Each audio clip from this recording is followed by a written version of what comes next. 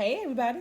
So, today's video is about felt samples. What are they? Why do I do that? And basically, what are they for? So if you have not ever heard of what a felt sample is, or if you have never received a felt sample, it is literally what it sounds like.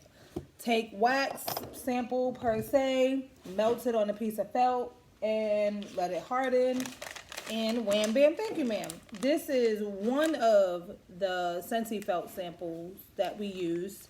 I usually don't use these in the hotter months. I usually use one of the design ones that I'll go ahead and I'll show you. So how do I go about making my samples? I take a full-size wax bar, my Wilton chocolate melter, and I just melt it down. I probably have a picture of that. I'll post it in the beginning of the video probably. If not, I'll post it in the description. Thank you. I let it melt, and then once it's melted, I will then dip the felts into the wax, take it out, let it harden on a piece of parchment paper, put it inside of a Ziploc baggie with the scent sticker on it, and wham bam, thank you ma'am. It goes on the information card with the brochure. So if you don't know what the information card is, it's this. Some people do it as a sticker. I don't. And it goes with the brochure, and I am attaching felt wax sample instructions. So this is one of them. You're good. And this is the other one. Basically, what they say is simply place your felt samples into your warmer, enjoy the fragrance, discard felt, and wipe out dish when scent is gone. Or the other one just simply states, due to summer, I'm switching to felt samples. Wax samples plus scorching heat equals a hot mess. They travel better, blah, blah, blah, blah, blah, blah, blah, blah. That's what that is. I don't remember where I got that from. But basically, it doesn't burn. It doesn't harm the warmer. And I got a lot out of one wax bar.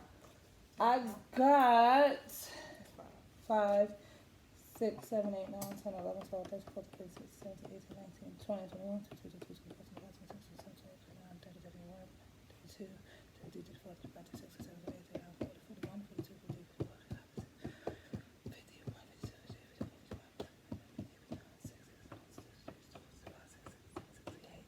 I got about 69 felt samples out of one of these. It doesn't require a lot of work. It doesn't require a lot of attention. You literally prep everything. So I'll do a whole video. I have a video somewhere, but it doesn't matter. I'll do another one. The things you will need is some sort of a melter, whether it's the Wiltons, whether you use the double boiler method, never put your wax in the microwave, whether you use the double boiler method or the Wilton chocolate melter or any other method of melting except for the microwave. You use that. You do need a pair of tweezers. Any kind of tweezers, doesn't matter. Go to Dollar Tree, get you some tweezers, or if you have an eyelash thingy and you don't use that, use one of those, and then you dip it into the wax, and it looks like this. So from here, it goes into the baggie. From the baggie to the brochure, into the mail, or into the hand delivery pile. But that's how you make a felt sample. I do have pictures that I either can show or will post. We'll figure it out. But that's the simplest way to do it in the hotter months. So now I live in Central Texas. It's starting to get hot. Anything that I have to mail, it's not going to make it if it's wax. Like a crinkle cut or a molded wax sample. So for everybody, my hand deliveries, my mailers, my newcomers, everybody gets a felt sample. So now, which is funny because my sister came over as I was doing this and she asked me, basically, how do you use this and what is it for? So everyone's going to get either one of these. They're both pretty much the same thing, but I kind of like this for now because it gives you everything. And I have a ton of both. I don't really recall where I got them from, but I have a link somewhere. So if you want it, just ask me and I'll email you the Word document. And you can just print it out. So it just really just print it on regular paper. Some paper is colorful, some is cardstock, some is not. Nothing fancy pantsy. Just literally the same thing with this. They all say the same thing. Now I have some for the wax samples as well, that for my newcomers, for people that are new to Scentsy, I give them that when I'm giving them wax samples. So for example, like if I do like a teacher's pack, or thank you, if I do like a teacher's pack and or a newcomers pack, especially oh, these are the other felt ones that I have. These are more felt ones,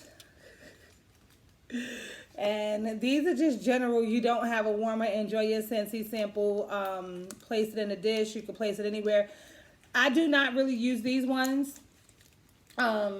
These are usually my last minute resort ones. I don't really use these because it's not as descriptive as I want it to be. So if I'm running out of these, which would never happen. So I have 4 different styles of felt examples. I don't like to really use these. I have them. I haven't used them in a while. I also haven't made any more. As you see, this is like literally all I have left. It's not as descriptive as I want, but you can utilize this. Again, I might have the link somewhere. I don't really know where, but I might have it, but I don't use these. I utilize these for more. And then I have some for wax, but because I've given out all of those, I have to find the link, remake them, and I'll be able to share that information if you want that as well. But that's a felt sample. Literally melt down some wax, not in the microwave. Do not ever put your wax in the microwave. It is very dangerous. I know people do it. Don't do it. Get you a chocolate melter, the Wilton's chocolate melter. Get you an Amazon version of it. It doesn't even have to be a name brand. Go find it at a thrift store. I know lots of people who get the Pyrex measuring cup, and they do the double boiling method. I just don't like to stand over heat, so that would never work for me. But I've seen plenty of people do it, and they do it the same way I do it. They put the double boiler, they let the wax melt, and they just drop it in, take it out, drop it in, take it out. If you don't have any of that and you have a warmer, that's where we all started, was with the warmer. Utilize your warmer. And it's the same process, but please follow the dish recommendations on the bottom. What you don't want to happen is, because you heard me say I used the whole thing, I also used my double-sided instead of my single-sided. So there was 4 pieces of wax in each section. And I just waited for it to all melt. And then once it was all melted and done, I then dipped and placed on parchment paper. It's about a 30-minute process once the wax melts. So if you want to go that route, if not, get you a warmer. Please follow the wax recommendations on the bottom, because what's going to happen is you're going to overflow it when it melts, and you're going to keep touching it, and it's going to leak. And nobody wants that leakage on their pretty warmers. So don't do that. Follow the instructions. If it takes you a little bit longer, then it just takes you a little bit longer. That's fine. This is why I cut out time on my Sundays to do it. It's also easier for me.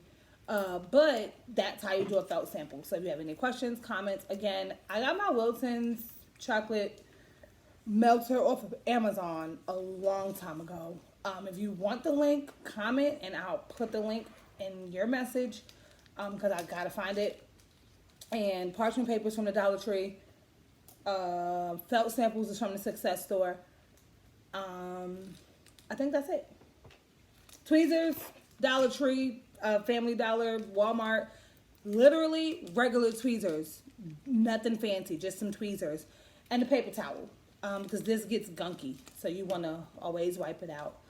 That is how you do a felt sample. Enjoy your Sunday. If you're watching it's not Sunday, enjoy your day. I don't think I skipped anything. That's about it. So if you have any questions, leave them in the comments below.